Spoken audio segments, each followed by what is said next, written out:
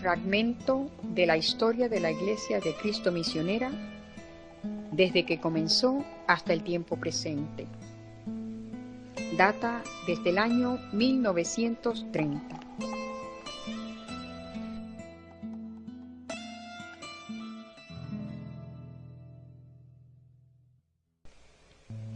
Puerto Rico, isla del encanto, le llamaron los poetas que la amaron y escribieron de ella lo mejor. Una isla muy pequeña, pero grande en sus logros, desarrollo, cultura y conocimiento de Dios. Para los años 1930, nuestra isla atravesaba por grandes dificultades a causa de los huracanes que la azotaron, no teniendo los medios necesarios para sobrevivir después del desastre. Llegaron enfermedades tales como tifoidea, malaria perniciosa, disentería y tuberculosis. La gente comenzó a sufrir sin esperanza y empezó a morir sin medios para comprar medicamentos. A los tuberculosos, una vez diagnosticados, eran separados de su familia y allí se les llevaba la alimentación hasta que morían. Esta situación abría las puertas para que los ciudadanos fueran a los curanderos, espiritistas y brujos en busca de ayuda. Los campesinos vivían por la ley del machete y arreglaban sus diferencias a machetazos. No había quien interviniese porque eran cosas, dique de honor. Pero Dios se acordó de nuestra isla y envió mensajeros que trajeron el Evangelio y comenzaron a edificar las primeras iglesias. Una de las primeras capillas fue la Iglesia Unida de Cristo, UCC, en el barrio Río Abajo de Ceiba. El pastor era el reverendo Domingo García. El culto era de carácter tradicional y orden de método. Las familias participaban en las actividades y cooperaban con sus diezmos y ofrendas. Había otro grupo que se reunía en el pueblo de Yabucoa bajo el nombre de Hermanos Unidos en Cristo. El pastor de la iglesia Río Abajo pasó por ese lugar y al ver el letrero pensó que eran de la misma denominación y quiso confraternizar con ellos, invitándolos a un culto. Dios movía su mano para traer un avivamiento. Cuando los hermanos llegaron y comenzó el culto, se derramó la plenitud del Espíritu Santo y los hermanos comenzaron a hablar en otras lenguas, tanto los visitantes como los miembros de la congregación. Como ese fenómeno era desconocido a la iglesia local, el pastor se escandalizó y echó fuera a todos los que hablaban en otras lenguas. De allí en adelante se estableció que todos los que querían hablar en lenguas tenían que abandonar la iglesia y que los que estuvieran de acuerdo con ellos, que se fueran también. De allí salieron 7 personas, unos porque hablaban lenguas y otros porque creían que aquello era cosa de Dios y querían participar ellos también. Los 7 fueron Elías Colón, que fue el pastor del grupo, Miguel Solero, que era el que hablaba más lenguas, Inés Cruz, Gabino García, Jesús Morales, Tomás Álvarez y Leoncia Solero. Estos comenzaron a reunirse en los hogares donde algunos músicos se añadieron al grupo. Los cultos fueron tan bendecidos y respaldados por Dios que muy pronto el número creció y era necesario un lugar más grande. El señor Juan Cintrón tenía la casa más grande del barrio y la cedió para los cultos. Los enfermos comenzaron a sanarse y los violentos vinieron a los pies del Señor, trayendo así una transformación por todo ese lugar. Muy pronto los hermanos entendieron el llamado a predicar el Evangelio a toda criatura, y comenzaron escuelas bíblicas en todos los lugares donde le solicitaban. Para ese tiempo, a Puerto Rico llegó el reverendo Francisco Olazábal con un mensaje de liberación y sanidad divina, y detrás de él llegó el reverendo Roberto Fierro, con tanto poder como el reverendo Olazábal. Y luego, un año más tarde, llegó el evangelista T.L. Osborne. La isla tuvo una revolución espiritual y muchos fueron beneficiados con el evangelio.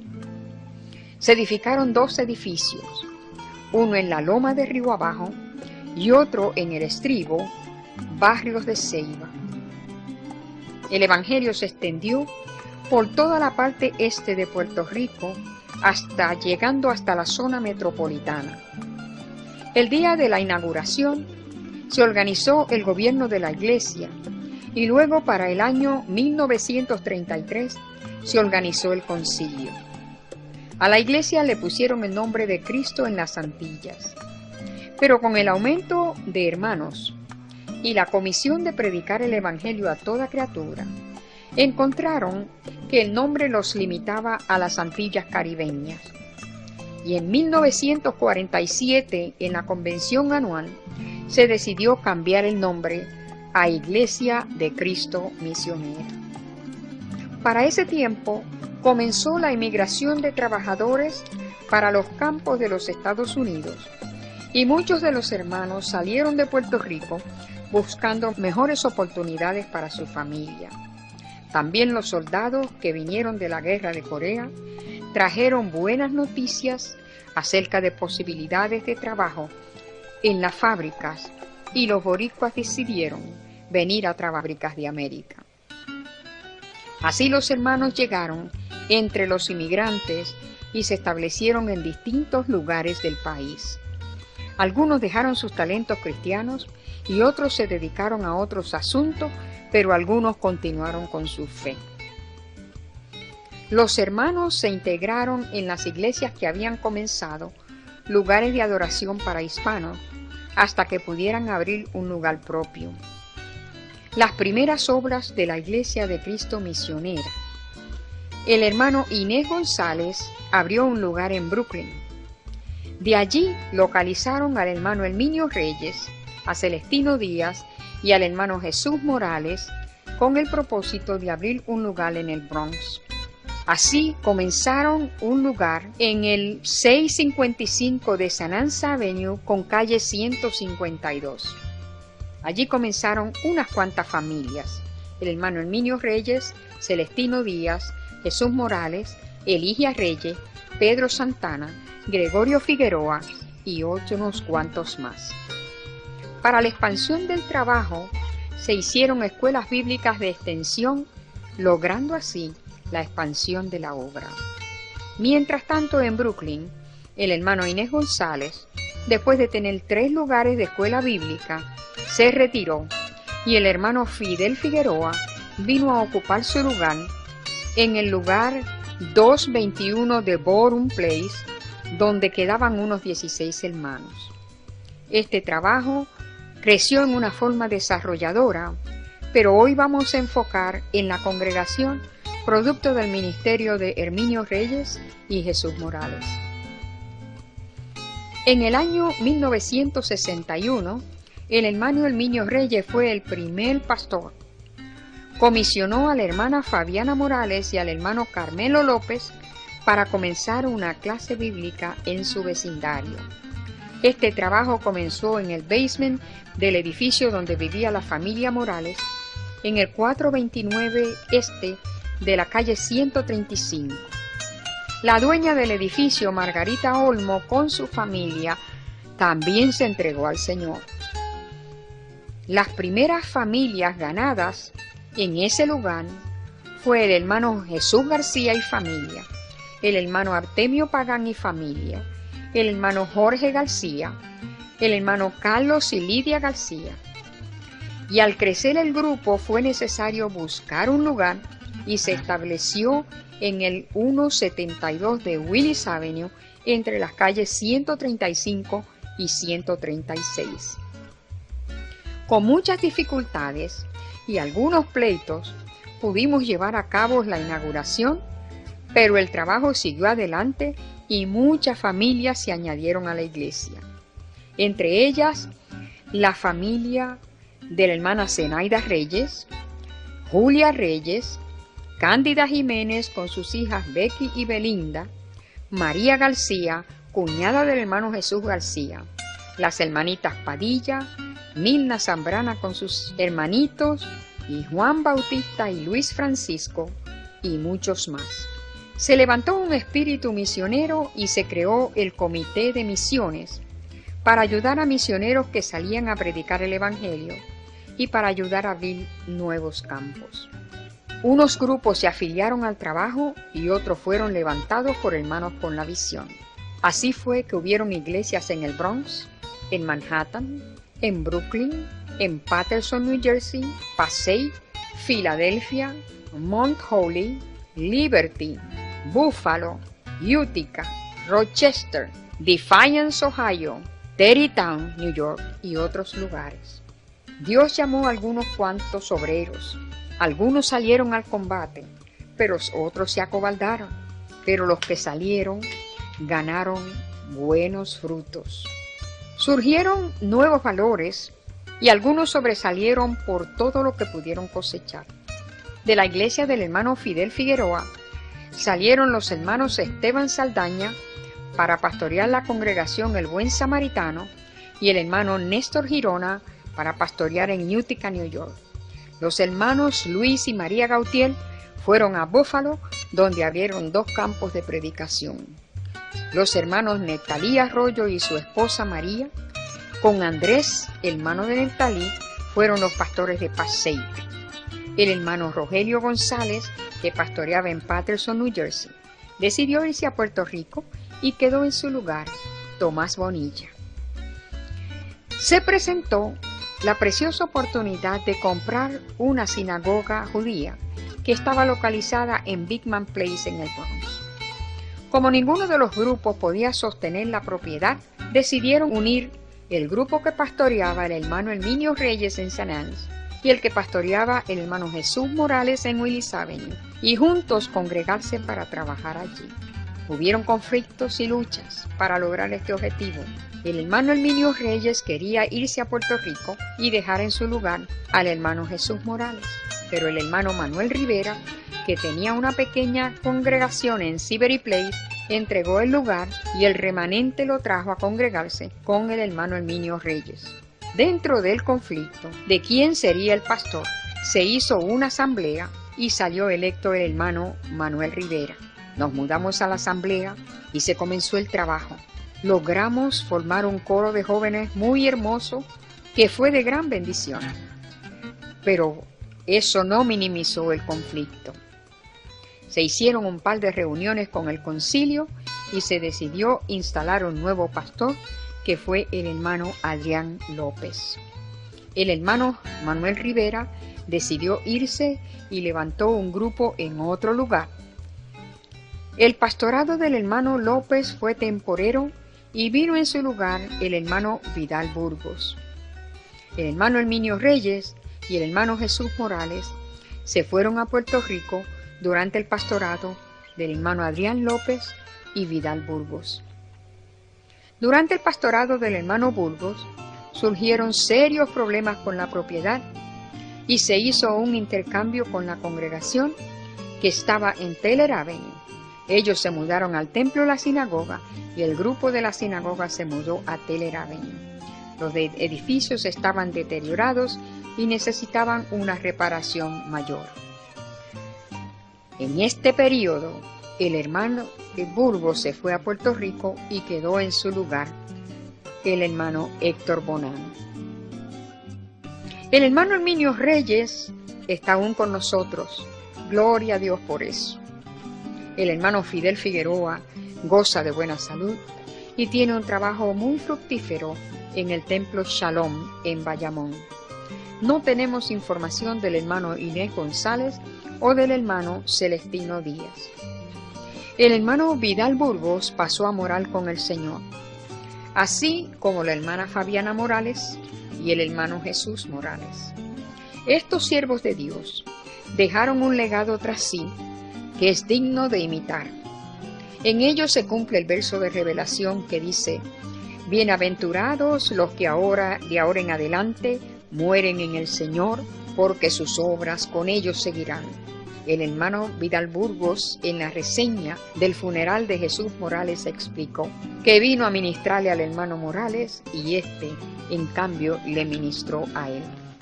A pesar de todas las dificultades, los errores, conflictos y demás, yo siempre estuve contigo, fue el tema de la reseña. En el sepelio de la hermana Fabiana, el hermano Herminio Reyes, en la reseña dijo: han habido muchas mujeres sobresalientes, dinámicas, mujeres que dominan las plataformas en predicación, conferencias y cánticos, pero yo quisiera tener muchas Fabianas.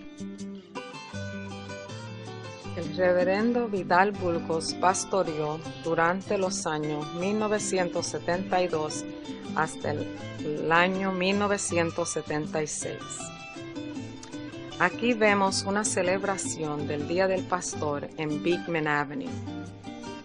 En el año 1974 se compró esta propiedad, 937 Teller Avenue, Bronx, New York. Y junto a Reverendo Burgos se instaló al evangelista Héctor Luis Bonano como el copastor de la congregación.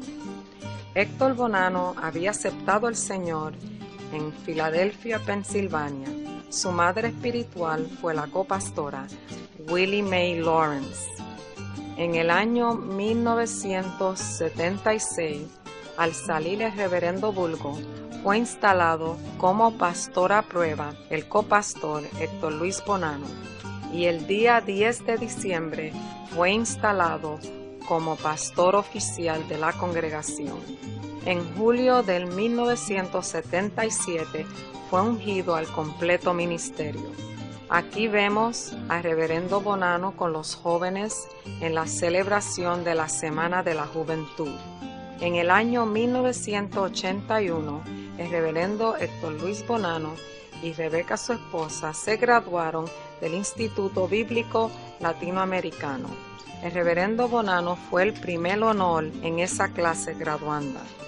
Al igual que nuestra juventud, nuestros niños siempre han tenido un lugar muy especial en nuestra congregación. La Sociedad de Niños hace una marcha por la comunidad en el año 1982 y también vemos una graduación de la Escuela Bíblica de Verano y una campaña de niños con su directora, la hermana Elsa Jiménez. Aquí vemos el santuario antes de la construcción en el año 1985, seguido por una campaña de niños en el 1987. En el año 1989 vemos la primera fase de la construcción, donde enseñaban todas las 5 clases de escuela bíblica en el santuario. También podemos ver el coro de niños misioneros en el 1991, seguido por la clase de niños intermedios en el 1993. En el año 1994 tuvimos un culto especial donde vemos al reverendo José Amador, hermana Lidia Ramírez, la hermana Marina Cortés con el bebé Dani Cortés, la hermana Victoria Figueroa y la hermana Nelly Sellas. En el año 1995 nuevamente salimos fuera del templo y celebramos Alcance bajo Calpa. En ese mismo año la congregación envió a la familia Fernández por 2 años al campo misionero en Chile y Argentina. En el año 2000 celebramos el 10º aniversario de Alcance bajo Calpa. Y en el año 2001, cuando sufrimos la grande tragedia del 9/11, también pudimos inaugurar el campamento Montebrón que compró el Concilio de las Iglesias de Cristo Misioneras Incorporadas, MI, en Liberty, New York. En la área foránea vemos el orfanatorio y la graduación del Colegio Bíblico en la India. Este año celebramos nuestra concentración territorial en Montebron con el hermano Jorge Urbina de California y el obispo Héctor Luis Bonano y el pastor de la juventud, el hermano Daniel Díaz. También celebramos el Día de las Madres, el Día de los Padres y el culto de Back to School. Nuestra congregación se ha convertido en una iglesia servidora de la comunidad. Nuestro food pantry, dirigido por la hermana María González y un equipo de voluntarios, sirven a aproximadamente 300 familias mensuales.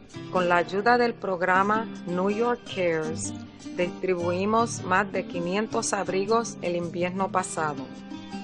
Con la ayuda de St. Mary's Hospital for Children, distribuimos más de 100 juguetes a los niños en la Navidad.